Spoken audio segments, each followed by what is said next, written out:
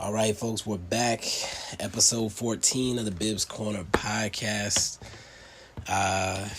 It feels good to be coming in off a win. I'll say that. It's been mostly losses here in the bubble, so definitely feels good to come in off a win. Feels even better to see Luka have an otherworldly performance tonight, complete with him making good decisions down the stretch. Of course, he had a couple plays where he took some questionable shots, and there was one play where he went in and made a pass when I thought he shouldn't. But I think he got bailed out on that play. I think that was the play where he got fouled on the pass. But other than that, he was mostly making the right decisions. Like even the drive with the between the legs pass to Maxey, like it felt like he was locked in, like he was, I'll say, on a mission. And it didn't hit me till like late in the game that he had just been snubbed for the MVP shortlist. So I'm guessing that may have played into how focused he was, especially in a matchup against one of the guys who's on that short list.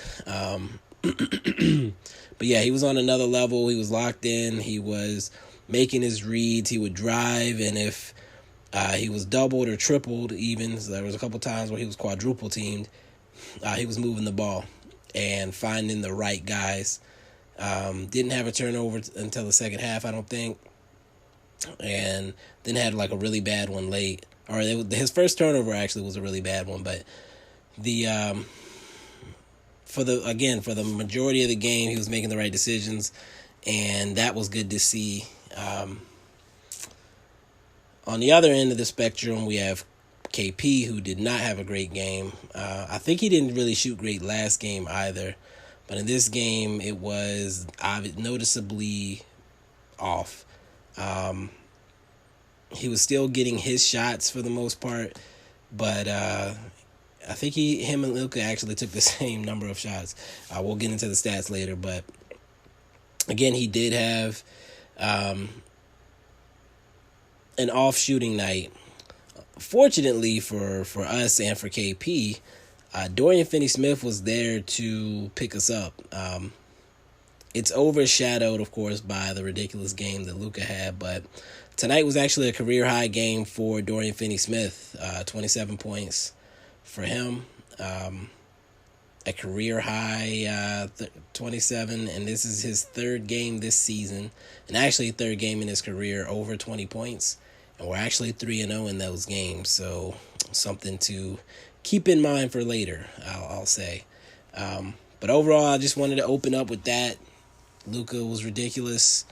KP not hitting the shots, but still taking the shots, which that was actually a problem early in the season where he wouldn't get enough shots sometimes. So glad to just see again that they're sticking with it, that they're making sure he's getting his shots. And then DFS was on another level tonight. Ridiculous. We'll get into the stats again when we get into the meat of the show. But yeah, I'll drop that ad real quick and I'll be right back.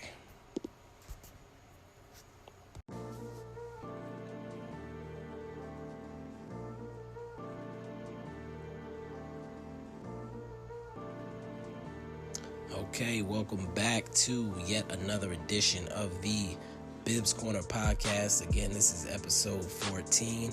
I'm your host, as always, Mike Bibbins, at Bibs Corner on Twitter for the basketball stuff. You can follow me at MBibs for mostly socialism and movie stuff. And then for just movie stuff, you can follow me at Bibs Film because I'm everywhere. Man, what a game tonight. Went to overtime against one of the front runners for the championship this year in the Milwaukee Bucks, and the front runner for MVP and likely Defensive Player of the Year, Giannis Antetokounmpo. My personal favorite player, the only player whose shoes I've purchased in like the past 10 years. Luka, just to start it off, going down this box score, Luka 36 points, 14 rebounds, 19 assists. Really wanted him to get to 20, but glad that he wasn't hunting it. That's a sign of maturity, because there have been times where he's been hunting.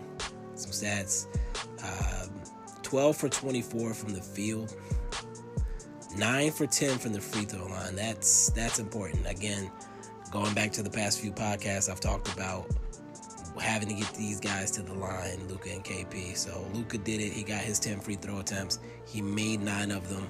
The last 2 were clutch free throws. I put it on the timeline. I asked if the timeline believed in Luka going to the line, and I'm going to say almost everybody unanimously said they didn't believe. So he had a look when he stepped to the line, like he was locked in, he was focused, and he sunk them. So I put this on Twitter as well, but it's clear that his free throw woes are not because of a broken shot or anything like that. It's focus and it's mental. Like I've always said that the free throw line is mental. If you want to make free throws, if you want to be a solid, decent free throw shooter, the only thing stopping you is yourself. Nobody's around you. You can take your time. You can do whatever motion you need to do to get there. You can stand anywhere in that little circle. It's just a matter of concentration, focus, being able to drown out whatever noise is around you, those type of things. And I feel like most of the time when Luka's missing free throws, it's because he's just kind of flinging it up there, rushing, or just like not taking them seriously at the moment. So I think tonight was a good sign there. I love that he was getting inside still. I don't know if they had a talk, or maybe I don't know if it was easier against the Bucks or what, but after the last game, it was good to see him attacking again. And like I said in the cold open, distributing the ball to the right guys. He was making some ridiculous wraparound passes between bodies and through traffic. It was definitely something to behold. And like I said, he just looked like a guy that was locked in and focused and on a mission tonight. He was 3 for 9 from 3. I remember at least 2 of those threes were terrible. But that ratio, I think when he was 2 for 6 the other night, I said that was the right ratio. 3 for 9 is the same ratio. He's allowed to have a couple bad shots. I think one of them was a step back after he had just made a step back, and for a superstar, a heat check can happen after one shot. I'm not gonna enjoy watching that shot go up. I think I tweeted that I cringed when he shot that second step back, but he's the guy. He's allowed to do that from time to time. 19 assists and just 2 turnovers is ridiculous. And again, one of them was just. At least one of them was just like really ugly, and he was mad at himself immediately. The only thing I could actively complain about Luka doing tonight was his favorite thing to do, apparently, which is lie on the ground, pretend that his eye has been poked out of his face, or whatever the case may be, anytime he gets touched, and then just leave our defense 4-on-5. That has to stop. If they didn't call the foul, they didn't call the foul. Get back up the court. I don't care about the whole, every superstar does it. I don't care. He's my superstar. He's the only one I give a damn about. So I would like for my superstar to realize the foul wasn't called and get his ass back up the court. Okay? That's just me. He did that way too many times. And he's already. I can't do it. I'm gonna let that go. Y'all are gonna think I'm just trying to find things to complain about. Let's move on. Kristaps. I mentioned earlier he did not have a great shooting night. 26 points and 11 boards was his total stat line. He was 9 for 24 from the field, which is 37%. Not a great shooting night. He was 1 for 6 from 3, and y'all know I don't love him shooting a lot of 3-point shots anyway. Of course, he can shoot them when he's open, but there were a few where he was not open, where he was being guarded by Giannis, who was the only person that can really contest his shots effectively. But just a bad night for him. After he was having success attacking the rim for the most part. When he was aggressive going toward the basket, that's where he had his success. He shot 7 for 7 from the free throw line, and again, I like to see him get 10 as well. Him and Luka both get 10. Didn't happen for him tonight, probably because he was launching the 6 threes. Probably because he was guarded by a guy who could actually guard him in Giannis for a lot of the night, or at times. I won't say for a lot of the night. There were stretches. I want to say Brook Lopez guarded him at some points as well. He's also a very effective defender against KP. But he started aiming his shot after he started missing a few, and that's something that I noticed with both he and Seth, is when they miss a few, they don't forget the previous shots. They're thinking about those shots as they come back down the court. And you can just tell a difference in both of them in the way they play and the way they carry themselves offensively when they're not hitting. And we need both of them to trust that the next one's going to fall, that they're not losing anything by missing those shots. And when I say losing anything, I mean, like, Luka's still going to hit you if you're open, for the most part. Carlisle's not going to bench you immediately if you miss. I think Seth maybe, KP definitely doesn't need to worry about that. Seth may need to worry about that a little bit, but at the same time, we need him. So it's not like he can completely be benched. We need him to take shots. We'll get more into that later. With that said about KP, he did get one nice turnaround jumper to go right before he fouled out, and I was glad to see he had that. I was glad he got to get that moment before he fouled out, because it definitely would have been a game that had weighed on his mind had he not hit that, and especially had we lost. So definitely, again, glad he got to hit that one mid-range. It's something, whether you like it or not, it's something that we need from him if we're going to try to make some noise in the playoffs. If we're going to try to steal at least 2 games from the Clippers. Moving forward, again, the last 40-minute guy tonight was Dorian Finney-Smith. 27 points, 11 boards, 5 assists. And I don't know if we've ever, I said this was a career high for points, but I don't know if we've ever seen him this locked in. I think on the last 3 he shot, I recall him like pulling his hands came down before he even fully had followed through on the shot. He just kind of flipped it up and then dropped the hands and started running up the court. Like, I don't know if I've ever seen him that confident in his shot. So that was beautiful. I think he has fully arrived in the bubble after these past few games. The most important thing that he's doing right now is the rebounding. That's obviously right now we're very shorthanded in the front court, with really KP and Maxey being the only bigs that get any playing time. So Dorian Finney-Smith has to rebound for us. Luka's going to do what he does just because that's who he is and because of how we play him on the defensive end. But Dorian Finney-Smith showing up on the glass is very important. Dorian Finney-Smith hitting wide open shots, also important, because he's likely to be the most likely guy to be left open on any given possession, because people don't believe in his shot, even though he shot a solid percentage this year. I think I mentioned earlier, but let me give you his full stat line, actually. 10 for 19 from the field. So 19 shots for Dorian Finney-Smith is crazy, but he took them. 6 for 12 from 3. So that's just ridiculous. 50% from 3. Six threes for him. 18 of his 27 points. And then, again, I mentioned in the cold open, we're 3-0 when he scores over 20, which has happened only this season. But all 3 of those games, he shot over 50% from 3 as well. So that's something to keep in mind. And on the likelihood factor, probably not very likely, but again, just something to keep in mind. So that's something to watch if he's going to step up as that third guy potentially.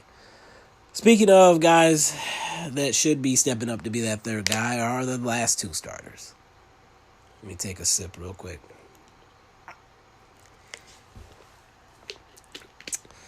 So, THJ played 37 minutes. He had 8 points, 2 boards. He was 3 for 11 from the field, 2 for 8 from 3. He disappeared for long stretches of the game. He had some bad fouls. He had the one foul where he picked up the blitzer in the middle. Of course, West did flop a little bit, but THJ definitely lunged into him. It was just a bad play. But he was frustrated tonight on both ends of the court. But he worked hard, so I guess y'all like that type of stuff. He worked hard, so I'll give him credit for working hard. Seth, meanwhile, came back. He played 21 minutes tonight, was 1 for 7 from the field, 0 for 3 from 3. I halfway want to give him the rusty coming off of injury excuse, but we definitely need him to find his rhythm again, if we're trying to make any noise in the playoffs, whether it's Denver or LA. So, need one or both of those guys to figure it out here quickly, just so we can at least look like a complete team. Moving forward, because I feel like these podcasts have been longer than I need them to be lately, to the bench. And we're going to start with our good buddy, Trey J. Burkrea, who had 10 points, 4 boards, 3 assists on 3 for 13 shooting, 2 for 6 from 3. I talked in the preseason, I guess the bubble preseason scrimmages, about how he looked comfortable and confident in that game where he came out and scored 31. And I feel like that confidence and comfort has gone too far at this point. When he's out there, when he's got the ball, I think he legitimately locks in and thinks he's the man. And if anybody's going to do that, I would prefer it be Seth in that type of scenario. But I wish you could just transplant his confidence into Seth. That's what I'll say there. I think he needs to be reined in a little bit. Now, catch and shoot jumpers all day. But this other crap he's doing, flying and floating and pulling up, dude, relax. I get that we need a scoring punch off the bench, but 3 for 13, that's too much. There's too much going on there. You need to find other ways to contribute. Next guy on the bench, the homie, Maxey. Despite the refs hating on him all night, giving him a really hard time, trying to take him out of his rhythm, he ended up having 15 and 3. Hit some big shots for us in this game, especially late in the game. No wall donations for him tonight, though he did make several efforts against Giannis. But he was 3 for 6 from 3. Had the big slam in OT off the between the legs pass from Luka. So a fun game from Maxey at the very least. And again, doing what he's supposed to do by knocking down those open threes. So if you look at our buddies, Maxey and DFS, both 50% from the 3-point line, 9 for 18 between those two. Our two guard dog types, our hustlers, our guys that are there to make the little scrappy plays and what have you. It's our 3 and Ds. Moving on down the bench line, we had DeLon with 6 points, 5 boards, 3 assists. He was all right tonight. No real complaints about him. Jackson had maybe it's weird to say, but one of his better, more complete games, I'll say. He had 6 points, 2 boards, 2 assists, and 2 steals, and looked like a guy that halfway knew his role tonight. And I think that's the key for him, is just knowing what he's capable of and doing just that. Not trying to do all this extra stuff or expanding his game. Either you are driving the lane, hitting floaters, you're being active on the defensive end, whatever the case may be, just don't get outside of who you are. And then, wait a minute, this can't be right. Hold on, I need to check this. I can't just accept that this is accurate. Give me 1 second here. No, ESPN has it too. The NBA app has it. CBS Sports. NBC Sports. Yahoo. The Daily Caller, Woj. They all confirm MKG played? Wow. Okay, so apparently, I tried to check multiple sources, so I'm not just accepting this. But apparently, Michael Kidd-Gilchrist played, and, for a while there, I thought maybe we had just imagined him in our minds because he was just never found, and there was no real explanation. But, he played tonight. 3 minutes, 47 seconds, 2 rebounds. Nothing really exciting to write home about, but it's good to see that we have another option to maybe play a small ball 4 type role for us, and be interesting to see if they can find some interesting wrinkles for him to be able to contribute. I think they had been playing Jackson in that small ball 4 role, and he can't really shoot either, so it's really I don't see. There's nothing to lose there if he's healthy and can maybe contribute on a rebounding or defensive side. So, just something to look for there to see if he plays again in the next game. I guess he got the Boban minutes tonight, in that extra body we were just able to throw out there for whatever reason for a brief period of time. Overall tonight, we gave up a lot of points, but we performed out of our own minds on offense. And, that's the way this team is designed. Either we're going to outshoot the other team or we're going to lose. That's really the name of the game. Put up a lot of shots. Hope they fall. If they don't, then we will fall. Live and die by the 3. That's essentially where we are. Luka and KP scoring on the inside is a welcome development, and hopefully something that continues to occur, especially late in games or in crunch time. People are going to point to the fact that we missed a ton of open shots, and we could have blown them out by more, but they missed a ton of open shots too. And I'm not just saying that. We were 17 for 53 from 3, which is good for about 32%.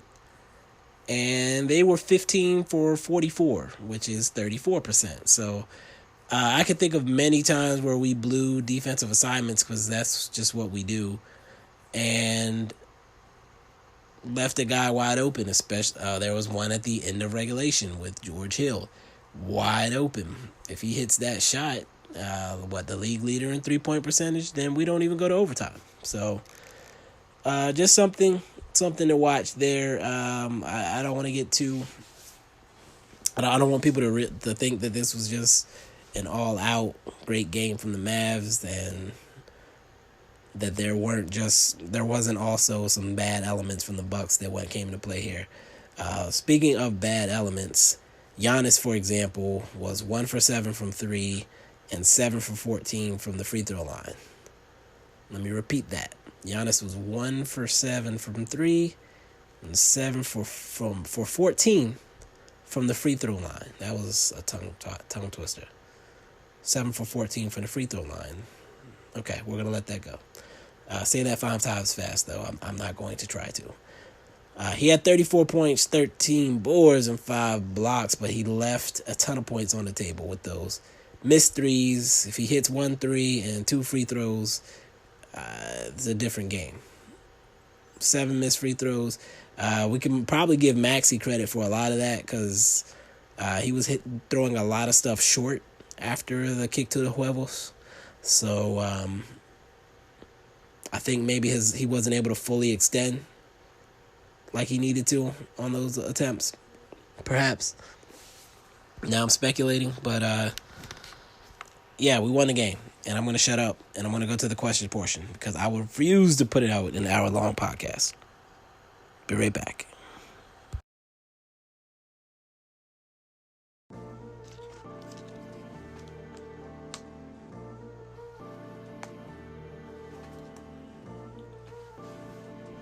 All right, folks, welcome back.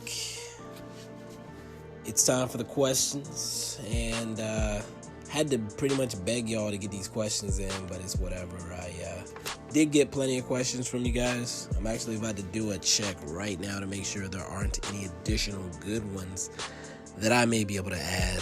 God, my mentions are ridiculous.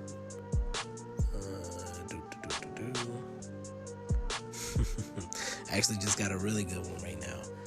So let me start by answering the first one that I got here, and then I will add this one. So the first one comes from Jay Montelli, and I'm just going to entertain this because I'm a good person. After beating the Clippers in 6, how many does it take to get through Denver and Utah? To that I say ha ha ha ha ha ha ha ha ha ha LMFAO, crying laughing emoji, and I'm not gonna touch that. Moving on. The next question on the docket comes from Lil Scooter 254. He asked me, could KP back down an Ant? I do think KP would be capable of backing down an Ant. I think that the main thing that you would have to worry about in that situation is, if this is one of those ants that's been made life-size by Ant-Man, he would have to worry about the pinchers, maybe the tentacles. I don't know if they can use those to block shots or not. Plus, they have 6 arms. So, obviously, they're going to stand on 2. But they have 4. So, I mean, if he tries to go under one set, then, he has another 2 over the top. It's a really interesting dynamic that you brought to the table. So, I'd be willing to see it. I'm not sure about an ant's leaping ability. But if it's a flying ant, then things get really interesting. So, just something, interesting question. I'll have to look at it. I have to do some type of simulation or something to check that one out. Moving on.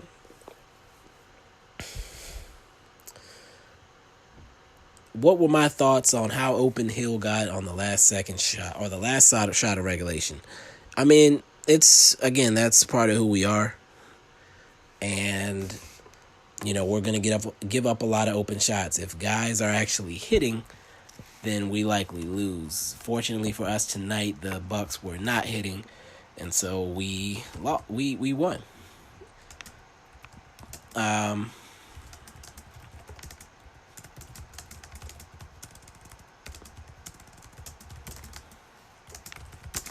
Sorry for that.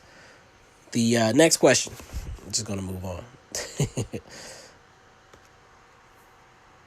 What were my thoughts when KP... Oh, let me say... I didn't even say who asked that last question. The previous question was asked by non-existent. In both places, there are 2 T's. And that was the George Hill question. What were my thoughts? I expected him to hit it, first of all. But, again, that's just who we are. We have to hope for some misses sometimes. The next question was from Kev_Tidmore. What were my thoughts when KP fouled out and Justin Jackson came in? My first thought was, that's a bold move. We'll see how it plays out. And then my next thought was, well, who the hell else would we put in that situation? I think Maxey was already on the floor, and we knew it wasn't going to be Boban since he hadn't played all night. I think Jackson would have been next man up to keep some size on the court, unless it was MKG, which just would have been weird. So after the initial shock, I realized that Jackson was probably the only real option there. What else do we have? Vibes asked the big question.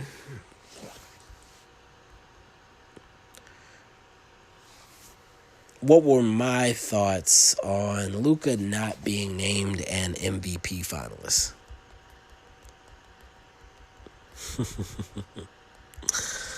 Well, if you've been checking some of the stuff I've been saying on this particular topic, I expected him to get fourth in voting. I expect him to finish fourth. I expect he probably got a lot of fourth and fifth place votes. I'm sure a few people snuck in a first or second in there, maybe a third or some thirds. But for the most part, I think he probably mostly got fourth and fifth place votes. I'm fine with that.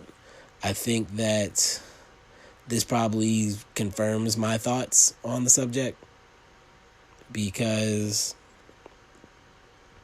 if he had gotten a lot of first or second place votes, he probably would have been in the finalist lists. So I think it's probably pretty steady, pretty consistent that he did not get. He may not have gotten any first place votes actually at all. He probably has a few more thirds, but again, I think he probably got fourth and fifth, and that's fine with me. I think part of it is the thing that I've mentioned again that people don't like to see.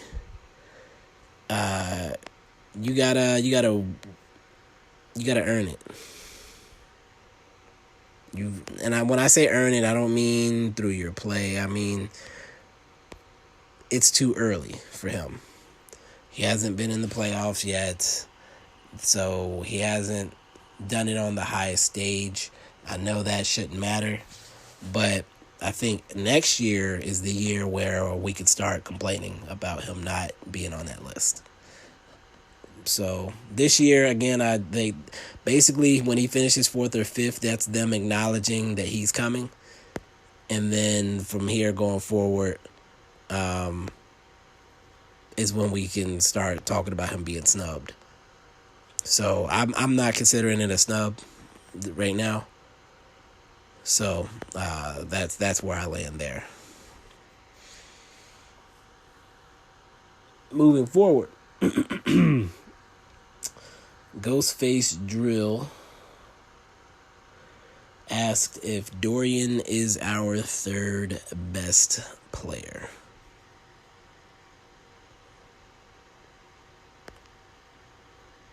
Third best player. That's actually a very interesting question. I'm actually going to pull up the Mavs stat sheet. Not because I believe stats are the answer, but just so I can have a baseline, something to go off of. Bear with me. Let's do it. That's the roster.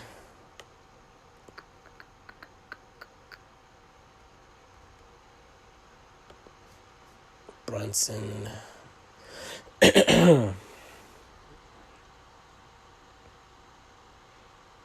Dwight Powell. And Courtney Lee. Okay. All right, so I have pulled up the Mavs stat sheets. When I look at the stats, here's what I see. So first off the top, oh, I'm sorry, I just saw something that made me laugh. So first off the top, obviously Luka and KP are our leading scorers, and actually notable, KP is now averaging over 20 points a game for the season. KP and Luka are battling back and forth for the lead in rebounding. I think Luka's at 9.4 and KP's at 9.5 per game.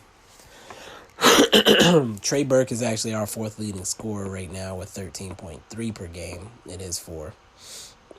So that's fun. Plus tonight, so he's going to stay ahead of Seth. So, third best player. So, first of all, just looking at the stats, Finney Smith is actually our sixth leading scorer. That puts him behind Hardaway and Curry on the points factor already, but ahead of Dwight and Maxey. And Jalen, if you want to throw Jalen in there. Then you check the other area where he should be contributing, rebounds. And there he is, tied for third with Dwight and just ahead of Maxey. And if I go back to the points, Finney-Smith 9.4 per game, Maxey 9 per game. Dwight was also 9.4 per game. Rebounding, again, KP and Luka at the top. The next one down, Finney-Smith and Dwight tied again, 5.7. So really, Finney-Smith and Dwight tied points per game, tied rebounds per game, which is interesting. They're actually tied for blocks per game as well. And then Maxey just below them at 5.4 rebounds and 9 points per game. So all three of those guys are stat-wise contributing almost the same amount. Maxey doing a little bit more on the blocks. Dwight and Finney-Smith doing a little bit more on the assists and steals. Okay? So then free throw attempts, Dwight double Dorian Finney-Smith. Three-pointers, Dorian Finney-Smith and Maxey take about the same amount a game. Maxey's at 4.3 and DFS is at 4.2. And they're both shooting almost the same exact percentage. Finney-Smith 36.8, Maxey 37%. And then you look at the defensive side of the ball, where we asked him usually to guard the other team's best perimeter guys, depending on the matchup. And, I mean, it's a tough task. I think that I can't really choose a third best player. It should be Tim Hardaway Jr., but he's not dependable. I would say Tim Hardaway Jr. and Seth come together as a bundle in being a third scorer. So they average about 28 points a game total between the two, which is about what Luka brings to the table every night. And so what I'll say there is that those two, let me pull it up real quick. It's crazy because they're both shooting over 40% from three, which is ridiculous, actually. Hardaway at 40 on the dot and Curry at 45. And of course, this is including tonight. But those guys take 12 threes a night. They hit about 5. They average 28. If we can get 28 from them on a night, says like they average, that's going to be a solid night from us. So I'm going to put them, again, as a bundle, as a group. If we can get 28 a night from them, whether it's 20 from one and 8 from the other, whatever the case may be, then that's a good night. I'm putting them as one player. And then the other is Finney-Smith and Maxey. I need them to take away points from the other team. I need them to hit their open shots. And I need them to do the little things. They're my other tandem. I can't pick an individual third best player. We have a bunch of role players around Luka and KP. If people play their roles, good things happen. If they don't play their roles, bad things happen.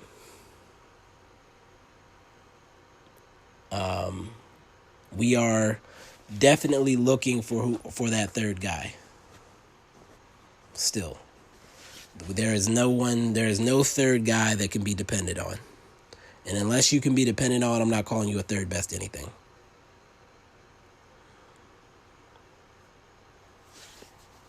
So there's that. That went differently than I had planned. DFW Alex asked, well, here's how he phrased it. We went up 9 in overtime very quickly. Bucks cut it down to 2. What could we have done, and what do we need to do moving forward to keep these leads and close out team? So, for the most part, we did what we were supposed to do. Luka was getting inside still. I think he even had a post up.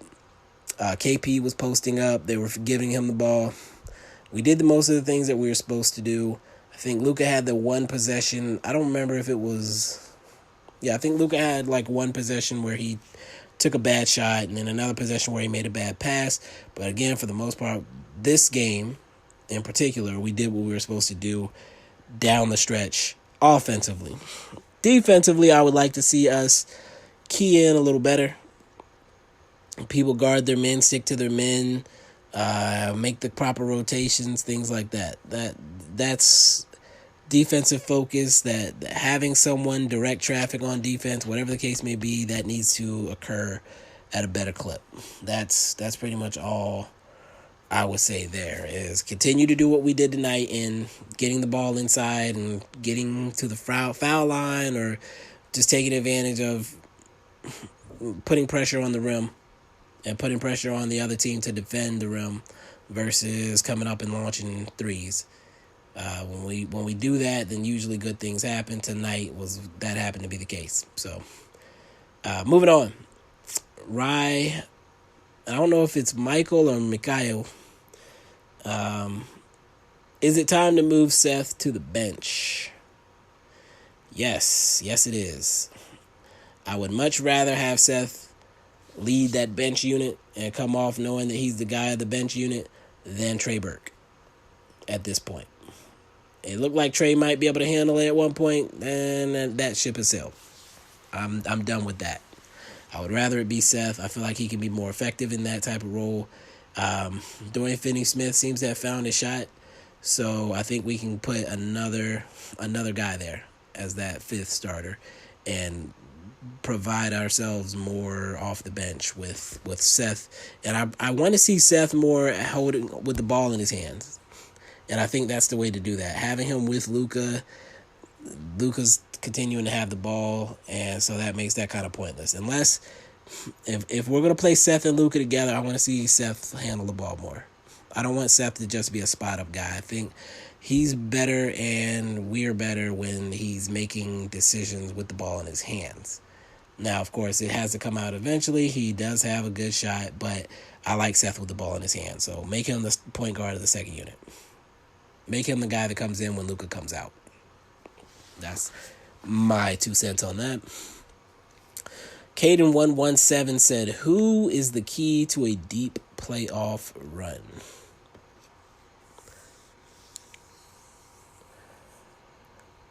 Since we all know what Luka is going to provide, I'm going to say, man, that's actually, you know what, I'm going to change. I was going to say KP. KP is the key to a deep playoff run, because he's capable of doing a lot for us, averaging over 30 a game. He and Luka both can, obviously. We're going to be in almost any game. I can't. It's hard to picture this team being just blown out from start to finish. I think that Luka in the bubble has done a great job of being aggressive in attacking the rim, which makes us very hard to, again, that makes us hard to blow out. If Luka's putting pressure on defenses like that, if he's dishing off to guys who are wide open for dunks and layups and threes, again, we're hard to beat because we have shooters. And we have a guy in KP who can finish high above the rim, and Maxey as well. I was going to say KPM, but I'm going to say Rick Carlisle. I think with Rick, he has to be very smart about when he makes substitutions. He has to stop runs actively when the other team is going on runs. He did that tonight, so I had no complaints tonight. And then he has to, from time to time, if things aren't going the way they should, again, tonight things went the way they should. Luka kept attacking inside, kept making the right decisions on when to pass and when to go up, and we got the ball to Luka in the mid-post as well late in this game. And as long as those things are happening, we always have a shot. And Rick has to make sure those things are happening. So again, KP as a player, his performance is going to be the most important, because if he doesn't show up, we have no chance. But Rick is the real key to whether or not we're going to play spoiler in the playoffs. And then the late question that I mentioned earlier that I thought was great comes from Osu, and that's OSUU King, who asked, which guy besides Luka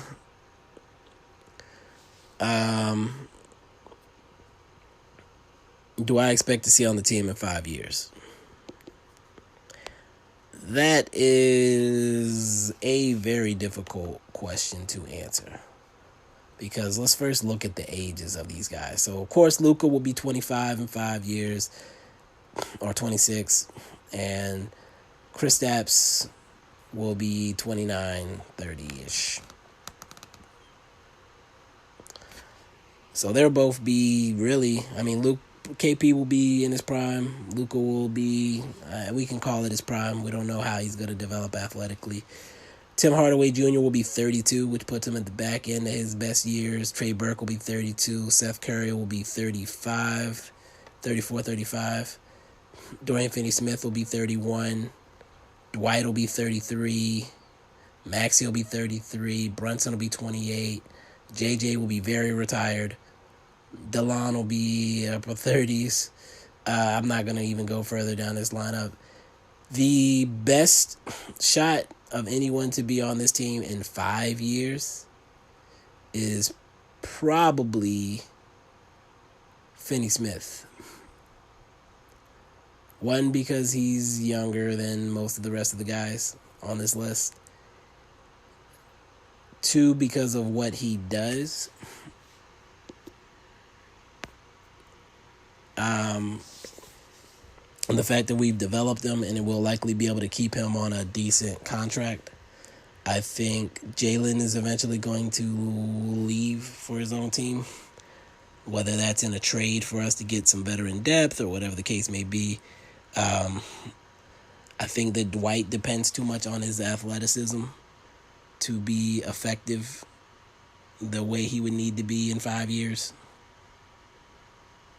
I think Maxey's an interesting one too. I think he has a chance to be here in 5 years as well. It just depends on if he continues to improve over these next couple of years, and then what he's doing at that point. I think Maxey is a possibility to be here in 5 years also. It's Maxey, Dorian Finney-Smith. Those are my top two, just because they are the defender, scrapper types, and you always need those guys on your team. And that's it. I think I'm approaching the hour mark. Again, I said I don't want to be on here talking for an hour. So thanks again for checking in. I will find a way to get these podcasts cut back down to the 30-40 minute range where I was previously. But your question segments have been interesting. I think you guys like those sections as well. So if that's what takes me to the hour mark, then so be it. This has been yet another edition of the Bibbs Corner podcast. Again, thank you for checking in as always. I will be back in a couple days when we play the Utah Jazz. So that should be an interesting game. I'll see you guys next time. Peace.